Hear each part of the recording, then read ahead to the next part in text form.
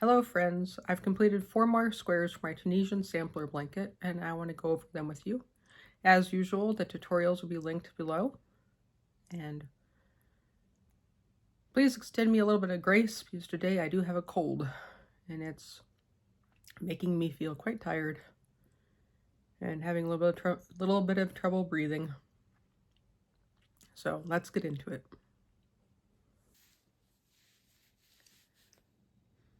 So square number 22 doesn't have a name. It's one of those tutorials where the person doesn't say a single word. It just has music and them trying to do finger motions telling you what to do. You have to figure it out.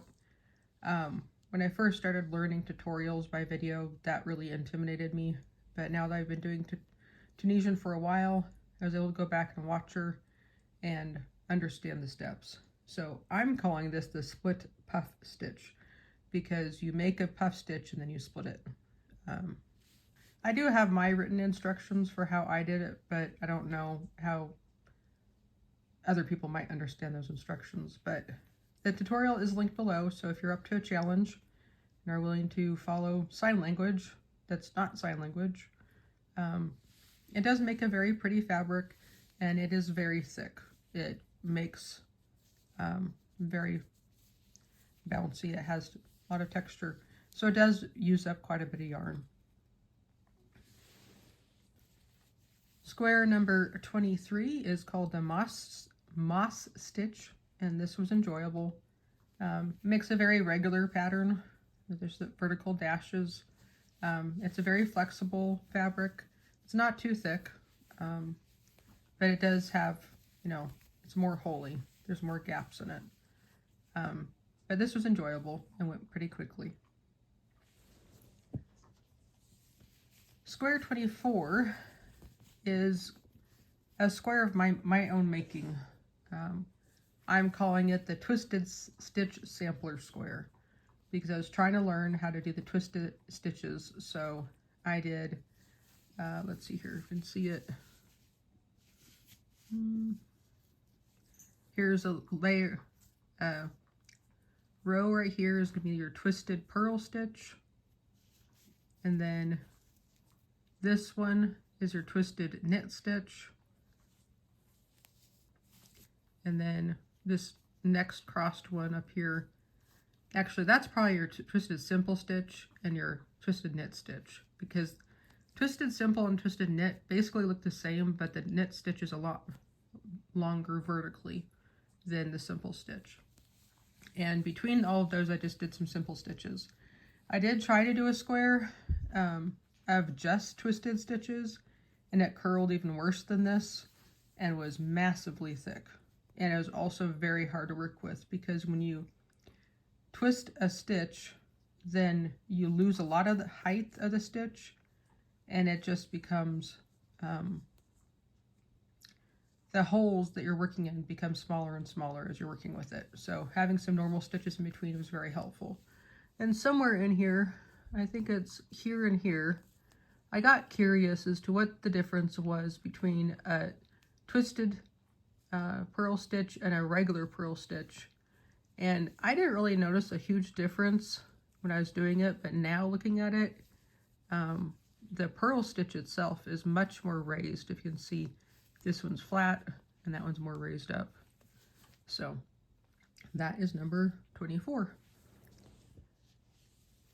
And square number 25, I think, is quite pretty. It's the diagonal eyelet stitch. It was very simple to learn. It worked up really fast. It's a very, flexible fabric.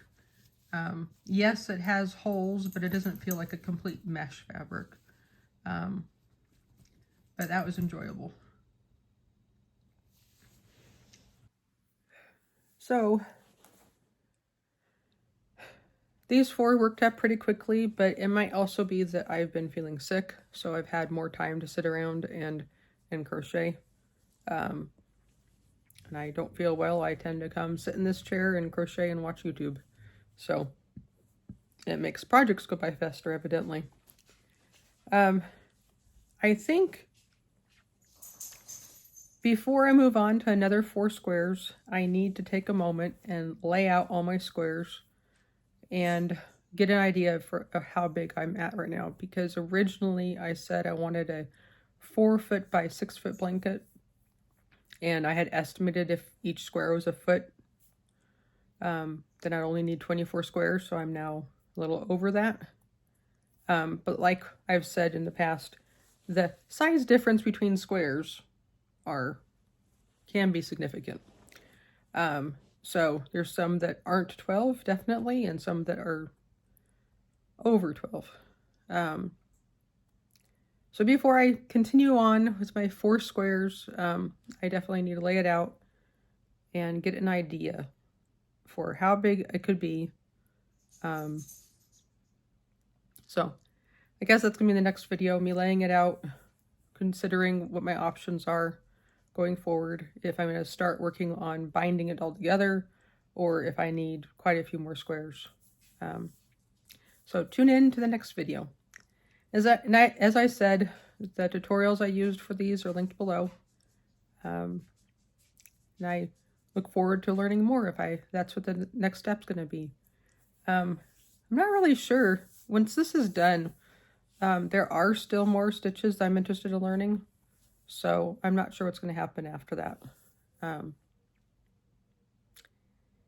So thank you for joining me today in the living room on this day that I don't feel the greatest. But it's nice that when I don't feel good, I can't really be a lot physically active. My hands can still be busy. That's one of the joys of crocheting. So until next time, I hope you have a wonderful day. And in the meantime, feel free to like and subscribe since we are a new channel. Have a good day.